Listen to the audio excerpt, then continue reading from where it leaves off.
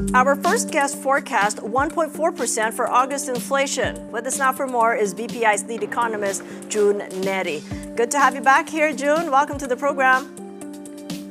Good morning, Kathy, and good morning to your viewers. All right, you came close. 1.4% you said, but it came in at 1.5%. What do you make of it? Well, it confirms that inflation has bottomed last July and that the base effects coming from rice and oil are starting to fade away. No?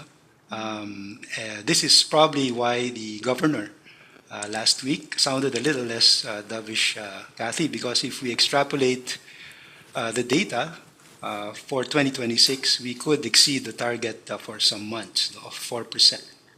So if we could exceed, how could that be dovish? No, he's a little less dovish. He's probably foreseeing the changes in inflation next year. No? We will be on an uptick that could lead to a breach, and if we aren't able to control inflation expectations, that could lead the BSP to actually hike instead of cut. No? That is really interesting, but let me take it from the perspective of maybe rice inflation, because we hadn't seen in this data yet the impact of the import suspension of rice. What impact might that have on inflation and consumer prices? Well, it emphasizes even more the point that if we remove the impact of rice, we will see an even faster inflation print. No? Since we still saw a month-on-month, I think, decline in the price of rice for August, if the import ban and the higher tariffs are put in place, then we should see a spike or steady performance for rice. That will mean the year-on-year change in the staple will actually increase, no, as we move along to 2026. No?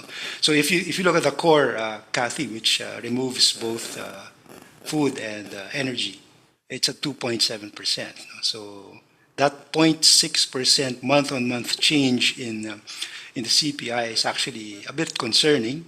Hopefully, it isn't sustained at that level, because if it continues at that rate, then we will seriously exceed the target next year.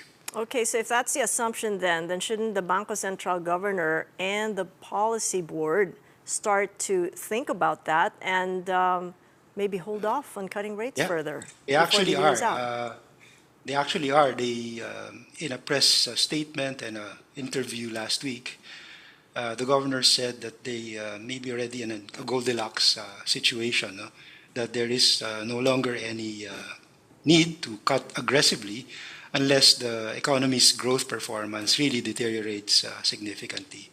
So it seems that there is a chance that they will stop at 5%. No? Yeah, but he did make a mention during the press conference right after the decision that he was looking more at the output, local output, more than anything else, more than even what the Fed does. So to your understanding, might that mean a go-ahead for an interest rate cut in either October or December? That was his guidance prior to the press statement last week, Kathy. But he sounded a little less dovish, a little bit more hawkish last week, no? Precisely because they probably had an estimate of the August figure coming in at much higher than anticipated. Of course, it's still within their range, but I think the midpoint of the range is 1.4. So at 1.5, that's a little bit surprising on the upside. Now, we can't rule out an October and a December cut, since data in the U.S. continues to be a guide for the BSP. No? We will be seeing both employment and inflation numbers in the U.S. in the next few days.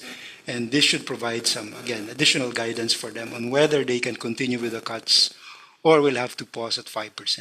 And do you think they might act on that, on whatever the Fed does at this point, being concerned and thinking peripherally about maybe the interest rate differentials between the Fed and the Bangko Sentral's policy rate? Yes, that's a major consideration, Kathy. Among other things, they also want to reduce the reserve requirement ratio, which is at 5%, higher than many of our counterparts in the region. It's very difficult to reduce the triple R, no? Reserve requirement ratio, if they suddenly have to hike the RRP. So to ensure or to make it more likely that they will reduce the reserve requirement ratio, they have to be a little bit conservative on the policy rate. Okay, well, we're not speaking in a vacuum here, and as you know, the topic du jour is really the alleged anomalies in the flood control budget and the need to have stricter governance. Given the back and forth on the DPWH budget in the 2026 National Expenditure Program, could the possibility of a reenacted budget be something that the Monetary Board might have to take into account in the way that it might impact economic growth in a bad way?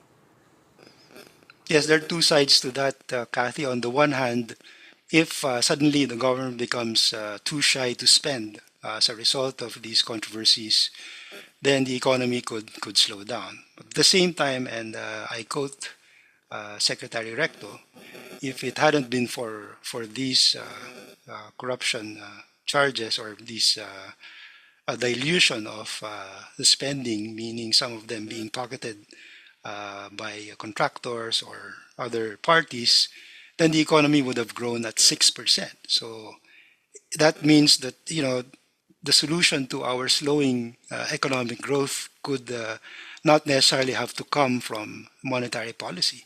That if we can reform our governance structure, our political structure, then we can actually achieve higher growth rates without having to aggressively cut rates, because that has some side effects as well. No?